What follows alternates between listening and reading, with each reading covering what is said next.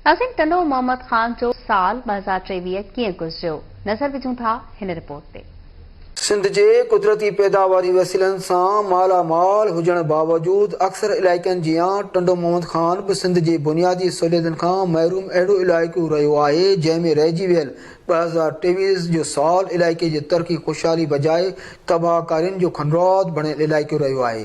बरसातुनि जा अहंज घटिजी न सघिया आहिनि। टंडो मोहम्मद ख़ान में सिहत, तइलीम, पीअण जे साफ़ पाणी, मक़ामी माण्हुनि खे रोज़गार जा मौक़ा न मिलण, ग़ैर मक़ामी माण्हुनि खे गैस तेल जे फील्डनि में नीम तोड़े सरकारी इदारनि, शुगर इंडस्ट्री, राइस मिलनि में तरजीही बुनियादनि ते रोज़गार जो हक़ ॾेई मक़ामी माण्हुनि खे पंहिंजे हक़नि खां महरूम रखियो वियो आहे, जंहिं बाबति साञाए वंदनि कलमकारनि अदीबनि केतियुनि सां पंहिंजा वीचार वंडींदे चयो त साल ईंदा वेंदा आहिनि, साल बदिलंदा रहंदा आहिनि, पर हाल उहो साॻी हूंदो आहे। जीअं त मोहम्मद ख़ान ज़िले जे अंदरि मुसलसल 30 सालनि खां वठी हर साल इहे माना चयो वेंदो आहे त नवां चेहरा ईंदा, नओं ऑफिसर ईंदो, नवियूं शयूं बदिलबियूं, पर उहा साॻी हालत आहे। ख़ासि करे ॼाऊं सुमरा मौला खे फोकस कंदा त सुमरा मौला उहो मौला आहे जेको मोहम्मद ख़ान जे सभिनी शहरवासियुनि खे, बल्कि जेके ज़िले में उन्हनि खे ख़बर आहे त सुमरा मौला जी केॾी हालत ख़राब थी चुकी आहे।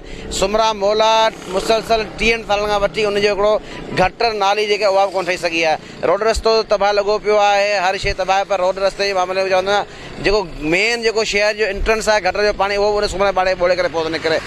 साल बदिलंदो रहंदो आहे, को इशू कोन्हे, पर आवाम इहो ई चाहे थी त असां उहो चाहियूं था असांजे ज़िले खे जेको माण्हू अचे, जेको ऑफिसर अचे, जेकी हुकूमत अचे उहो सुधारे।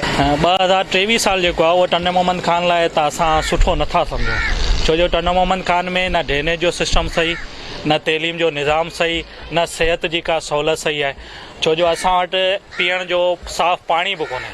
आर ओ प्लांट जेके बि आहे उहे मुकमल तौर ते तबाह। असांखे त ॾिसण में ई कोन था अचनि टंडो मोहम्मद ख़ान में को आर ओ प्लांट बि आहे, पर असां कागज़नि में ॿुधाइनि त को 50-60 ज़िले में आर ओ प्लांट ठहिया, पर उहे बि किथे आहिनि कंहिंखे का ख़बर कोन्हे। ऐं ॿी शइ, असां टंडो मोहम्मद ख़ान में वाटर सप्लाई जो पाणी किथे नालियूं टुटियूं पियूं आहिनि, सॼो सिस्टम तबाह लॻो पियो आहे, 8 ॾींहं पाणी कोन्हे। शहर जो सॼी सूरत हाल ई आहे। सुमरा मौला जी असां ॻाल्हि कयूं था त उते तक़रीबन 3-4-6 महीननि ताईं मुकमल तौर ते पाणी गंदो पाणी बीठल हो, जंहिं सबबु रहवासी तमामु घणा परेशान हुआ। इहो वॾे में वॾो मिसाल आहे टंडो मोहम्मद ख़ान 2023 जो। टंडो मोहम्मद ख़ान तरक़ीअ नाले में खंडरात बणियल इलाइक़ो रहियो आहे, जंहिंमें गुज़िरियल साल केतिरनि ई ज़ुबून रोडनि जी तइमीरात जा सरकारी सतह ते ऐलान थियण बावजूदि बुर्ली शाह करीम रोड खां वठी मोया रोड, आबादगाह रोड, 70 मोरी रोड, शेख बिरकियो रोड, फलकारा रोड समेत केतिरा ई रोड ज़ुबून हालत जो शिकार बणिजी इंसानी हयातुनि लाइ मौत जो परवानो बणियल रहिया।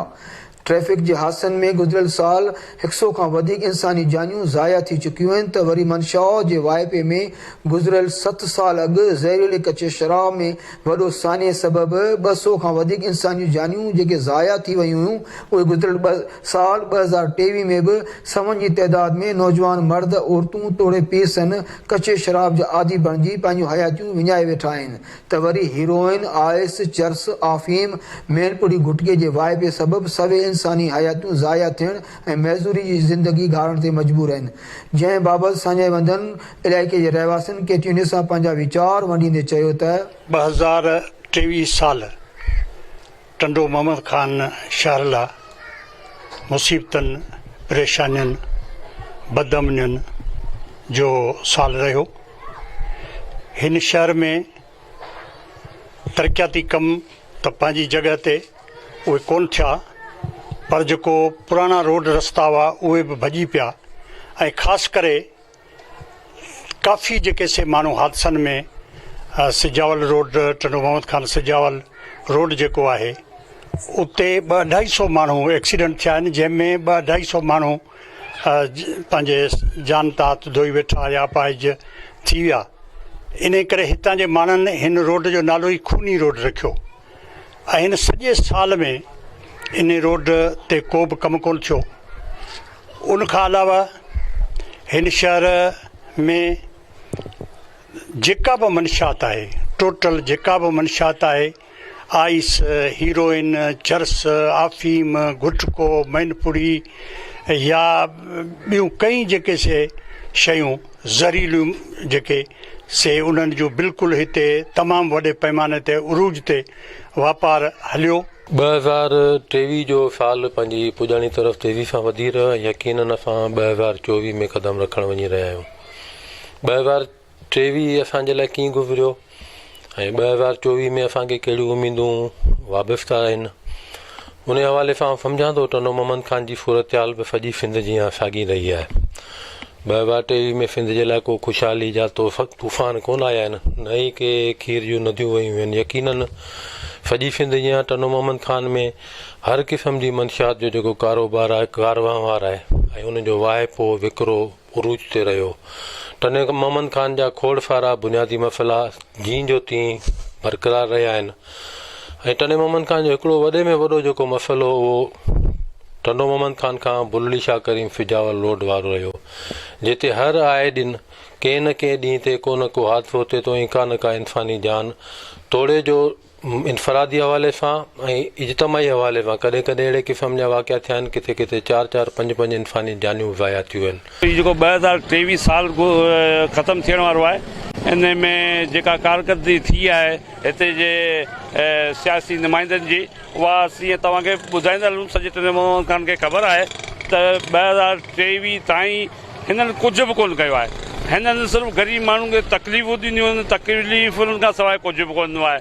ऐं टनो मोहम्मद ख़ान शहर तारीख़ी शहर आहे, उन लाइ बि हीउ जेको ड्रेनेज सिस्टम, पाणी वारो सिस्टम कयो अथनि, पर हीउ माना हिकिड़े कमाई जो ज़रियो हुननि ठहियो आहे। अॼु ॾींहं ताईं तव्हांखे पब्लिक हेल्थ वारा कोन मिलंदा, न उन्हनि जी तव्हांखे ऑफिस मिलंदी। दोस्तो, जीअं त कैंटीन वारा हर दफ़े हर साल जीअं आहिनि, साल बि जेका आहे ज़िले जे हवाले सां, शहर जे हवाले कारकर्दगी जे हवाले सां अपडेट वठंदा आहिनि, त थोराए थो आहिनि जो मुंहिंजा वीचार इन्हनि ॿुधणु पसंदि कया ऐं आवाम ताईं पहुचायूं।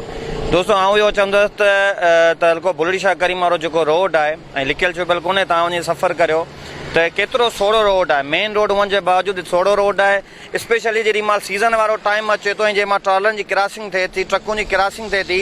ऐं हींअर रिसेंटली बि आउं तव्हांखे ॾेखारियां ऑन द रिकॉर्ड शयूं, केतिरा ई एक्सीडेंट थी चुका आहिनि, जानी नुक़सानु थी चुको आहे। इहा का ढकियल छुपियल ॻाल्हि कोन्हे। आउं पहिरीं मौजूदा जेका इंतिज़ामिया आहे, निगरान हुकूमत या जेका ईंदड़ जेका पार्टी खटी अचे थी इक़्तिदार में, उन्हनि खे गुज़ारिश कंदे बराए महिरबानी ॿियूं शयूं पंहिंजी जॻह ते न, पर जेको आमदो रफ़्त जो ज़रियो आहे, रोड त डबल करियो यार। घटि में घटि असीं सुकून सां हिकिड़ी मंज़िल खां ॿिए मंज़िल ताईं पुॼी था सघूं। जेकॾहिं असांजो मरीज़ बीमार आहे, असीं ॻोठां खणी हुनखे, लख खां मथे जी आबादी आहे हिन पासे, त असीं शहर में अस्पताल ताईं त पहुचूं। टनो मोहम्मद ख़ान में मंशियात जो उरूज तमामु घणो आहे। हिते नंढे खां नंढो नशो ऐं वॾे खां वॾो नशो जेको उहो मौजूदु आहे, पर को बि इन ते को बि ज़रे जो बि फ़र्क़ु नथो अचे। छो करे असीं अगरि पंहिंजे पाण खे बदिलणु चाहियूं था, त पहिरीं असीं पंहिंजे कानून जेको असांजो उनजे हिसाब सां पुलिस उन ते अगरि एक्शन वठे त मंशियात जो ख़ात्मो थींदो। टनो मोहम्मद ख़ान सिंध जे पुठिते इलाइक़नि मां अहिड़ो इलाइक़ो आहे जिते 7 लख खां वधीक आदमशुमारी बावजूदि इंसानी आबादी इलाइक़े में बुनियादी सहूलियतुनि खां महरूम आहे, जिते अवाम तरक़ियाती कम न हुजण करे तमामु घणनि मुश्किलातुनि खे मुंहुं ॾेई रहियो आहे। टनो मोहम्मद ख़ान लाइ हिकिड़ो बदतरीन दौर थी गुज़रियो आहे, छाकाणि 2023 में असां टनो मोहम्मद ख़ान में मंशियात तमामु उरूज रही, जंहिंमें आइस ऐं अफ़ीम, चर्स ऐं ठरो। अॻिमें तव्हांखे ख़बर आहे त ठरे में जेको असांजे 300-400 माण्हू मरी विया हुआ अली नवाज़ पामरी ठरे में, ऐं उहो साॻियो सिलसिलो अञा ताईं जारी आहे। 2023 जो साल गुज़रियो आहे, वॾो अज़ियतनाक साल गुज़रियो आहे। इन में असांजूं कई इंसानी जानियूं ज़ाया थियूं, उहो अहिड़े इन हवाले सां जो असां वटि हिकिड़ो मंशियात आम आहे। आइस जेको ॿाहिरि मुल्कनि में हलंदड़ जो मंशियात हो, उहो बि असांजे हिन टनो मोहम्मद ख़ान शहर में घर घर में हली रहियो आहे, जंहिंमें रुॻी नंढड़ा ॿार त ठहियो, पर हिकिड़ी औरतूं बि जेको आहे आइस जो कारोबार करे रहियूं आहिनि ऐं पाण बि वापराए बि रहियूं आहिनि। अहिड़े हवाले सां मंशियात टनो मोहम्मद ख़ान माना गढ़ थी वियो आहे टनो मोहम्मद ख़ान मंशियात जो। ऐं कचो शराब जंहिंसां कई जेको आहे सो हींअर बि असांजे पाड़नि में कई ताज़ा जेको आहे नौजवान नस्ल वीचारा, नौजवान जेके वीचारा माना इन नशे वबा में मरी विया आहिनि।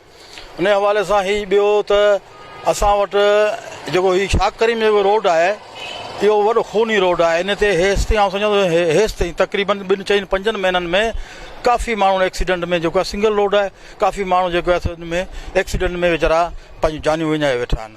ऐं सम्झां थो टनो मोहम्मद ख़ान हिकिड़ो वॾो ज़िलो आहे ऐं सुठो शहर आहे। इन में बस टर्मिनल बि आहे कोन, ते असां वटि अहिड़ो को बस टर्मिनल हुजे। ऐं जेको शाह करीम जेको रोड आहे, इनखे जेको आहे सो सिंगल रोड आहे, इनखे डबल रोड कयो वञे जीअं इंसानी जानियूं महफ़ूज़ थी सघनि। अहिड़े हवाले सां शहर टनो मोहम्मद खान में जेके असीं ॾिसूं था त जेको आहे सो सफ़ाई सुथराई जो माहौल बि सही न आहे।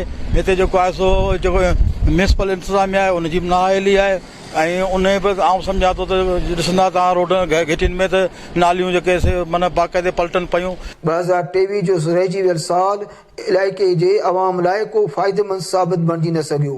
अवाम जा अहंज ऐं सूर साॻिया गुज़िरियल साल जीअं रहिजी विया, पर वरी बि इलाइक़े जे अवाम खे ईंदड़ नए साल 2024 मां उमेद ऐं आसरा आहिनि। कैमरामैन ख़ादिम जिस्कैन सां गॾु ग़ुलाम नबी कीरियो, KT न्यूज़ टन मोहम्मद खान।